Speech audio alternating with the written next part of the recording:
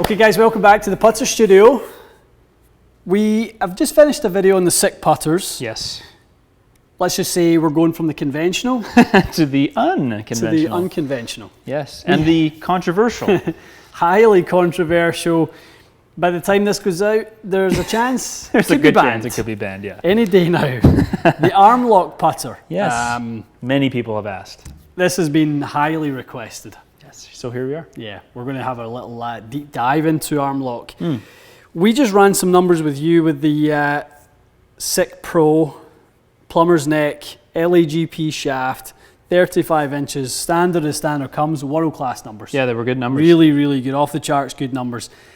This may be a different proposition. I mean, just in even setting the thing up there, yes. It's like, how do I hold it? Do we go cross-handed? I wasn't sure how to do it, Yeah. literally, but we kind of fiddled around with it, and I think, obviously, the premise being get it against the lead forearm, Yeah. fair enough, and keep it there and use that to stabilize the club face. Is that, I'm pretty much on the right track with that, I think? I think you're bang on. Okay.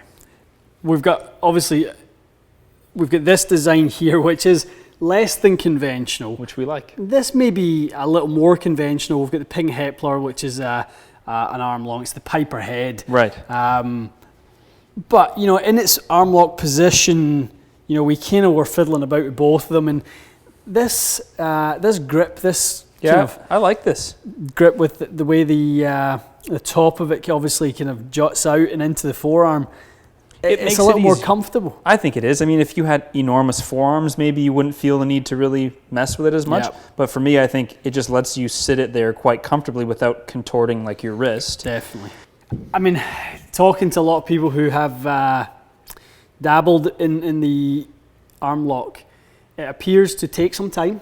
To get used to? I can understand that. Definitely something that, you know, is a little bit of an acquired skill and taste, but once you get it, it definitely appears to have some advantage. Well, listening to Xander Schauffele say, hey, I have no doubt this is an advantage, so I'm going to do it.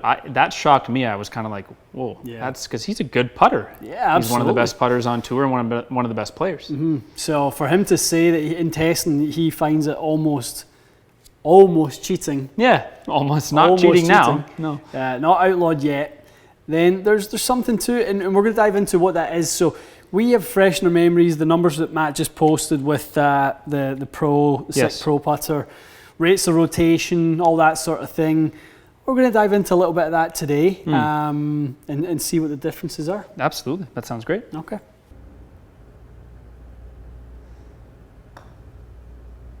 That's nice.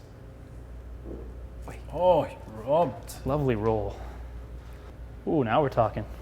So talk to me about face rotation numbers. What's good? What's the best? What do you want?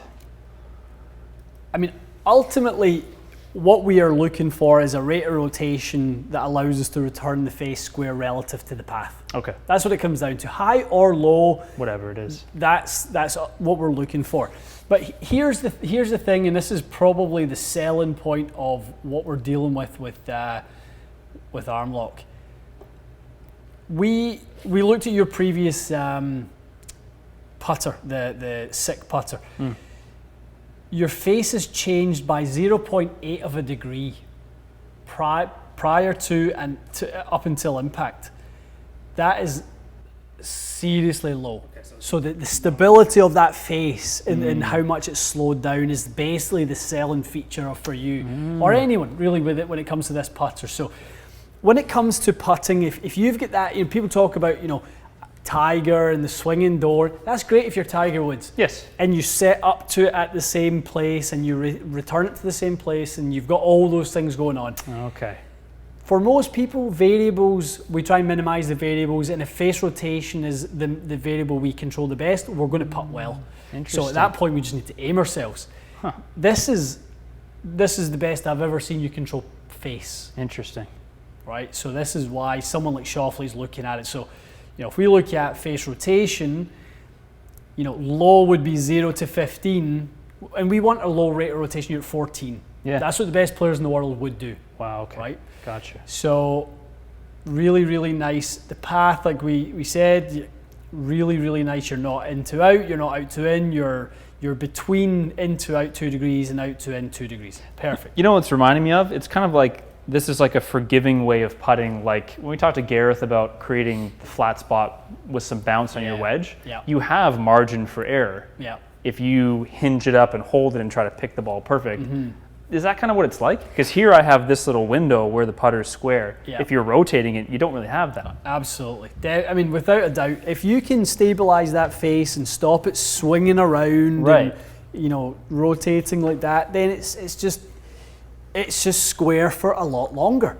Right. And it's exactly like you say. I see exactly what you mean. You know, when you look at, so we always talk about that 1 degree open, 1 degree closed. Well, you've created a 5-inch space. There, where you could have hit that ball anywhere within that 5-inch space, and you're going to make that ball's going to go in. See, that's crazy, because people will know, well, what if my ball position is slightly different? If it's downhill, uphill, side hill, it's hard to make your ball go in the same exact spot. And Paul Hurren will tell you, if you can minimize that kind of rotation to 1 degree within that 6 inches, 3 inches before, 3 inches after, you're really amongst the elite putters in the world. Well, are you, or are you using a product that allows you to be? Well, I can tell you it's the second one for sure. I mean, pick this up and try a couple. Exactly.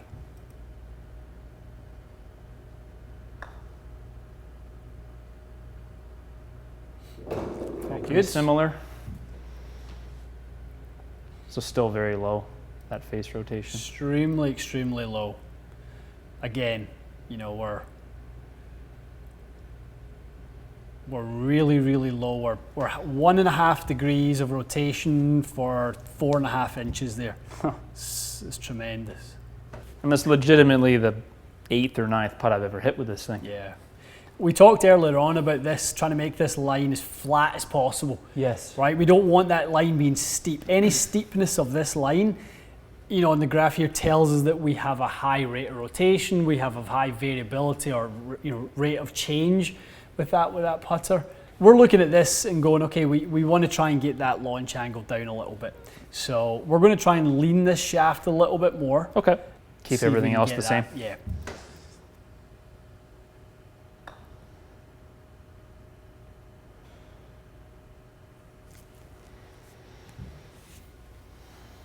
That's crazy. Not the best putt, obviously, in some ways, but amazing how little the face was moving. That's crazy.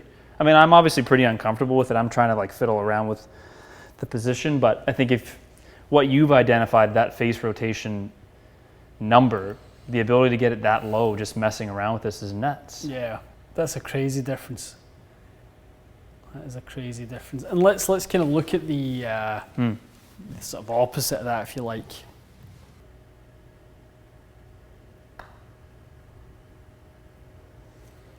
A nice roll. So it's doubled your rate of rotation. Wow. So in the previous one, that was the lowest we got was down at 9, and that was 30. Yeah. So rate of rotation changes, path becomes a little more into out. The variance is, you've got about 1 inch out to 1.5, you know, where you've got control of that face. That's your 1 degree change. Definitely a different proposition when you go back to something a little more conventional. Yeah. Again, not when you can control the face like that, it's not that 30 is bad. No.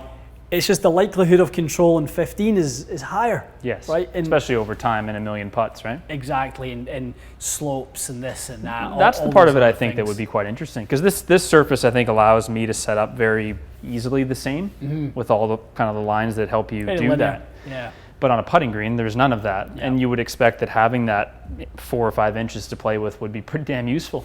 That is maybe why if you can see a player, you know, get the hang of this with very little fuss. Yes. You could see more players adopt this. Oh yeah, I can see someone with a lot more talent than me who can get used to this over the course of a couple weeks. Yeah. That's already a good putter, could become like deadly from inside 10 feet. And you're a fairly low rate of rotation person anyway. 30, you know, with a normal putter is absolutely fine. I think you're at 26 or something with the sick putter. Yeah. But getting it down below 15 is extremely low. So, you know, lots of people go, well, what does that mean for me? Well, you need to find out for yourself. I mean, you need to identify who you are, what your tendencies are, I would imagine, you know, high rate of rotation is the tendency for most players. Yes. Missing left, missing right, you know, whatever that may be. You know, you've got to try and kind of minimize that variance in putter face and try and be as consistent as you possibly can be. And if you can't get on a machine like this, I mean, this is the best way to test this to see. But even still, if you could get on your putting green with your local pro, pick a straight putt, get a chalk line or something, and test this out. Something like Garrett's ruler. Garrett's ruler would be great because that gives you the whatever it is, a degree of tolerance. 1 degree of tolerance, and that will tell you probably if you are better at starting this online or not. Yeah. I mean, it's an interesting one. There's more, I think there's more, you know, to dig into in different styles of arm lock, and you know, we're probably trying to understand. I've never really given it much time. No, I'll be honest. No, I've never had really people ask about it, but this one came in and kind of having putted with it, and the grip obviously sitting on the forearm with that like unique design. You know, kind of caught my eye a little bit more, and I went, you know, actually this finally feels stable. Agreed. To me, you know, this never felt stable, you know, because it's sitting off the arm. Agree. Right? That space is like no man's land for me. You know, if you're going to arm lock, you're going to lock the arm. That's the thing, and that's why I felt like you'd have to really bend the arm in a strange way. So I think, Even Roll did a good job with this shaped grip. And maybe we're missing something with that would, you know, maybe more people lean it more forward than we're talking about. But I think just picking it up and for comfort's sake, this is a pretty easy one to start with. I think so. ER2V. Yes. Is the model. Even obviously more offset than we're used to seeing, you know, half a shaft and full shaft of offset. It's cool. It's different, isn't it? This is a full, you know, probably, what do you think? How much is in there? It's the golf ball's worth almost, isn't it? Almost. I mean, it's probably, is it as much as 3/4 of an inch? I would say so. Yeah, somewhere in that region. But I think if you're going to go unconventional, just go for it. I mean, what are you hanging on to, right? Try it. Give it a try. Well, let us know what you think. I mean, let us know what you think about. I'm waiting for the comments to go ban it. It should be banned. This and that. Yeah, tell us. They might, but it's not. That's it's the not reality. now. No, it's not. It's not now. If something offered performance off the tee that gave you an extra 30 yards, there'd be a queue out the door for it until it get banned. Absolutely true. You know, I'd be adopting it as well. Wouldn't we all? I know. Okay, interesting conversation starter. We want to hear it. Let us know your thoughts. You know, I think we've not seen the end of us testing this. We have our session with Paul Hurrien over the next week or so. You'll definitely be testing it with him. I want to test it with him. I want to hear his thoughts on it. Obviously, he's done extensive testing in person, on the robot, all that sort of stuff. So awesome. Should be interesting. Okay, stay tuned for that. We'll see you again soon.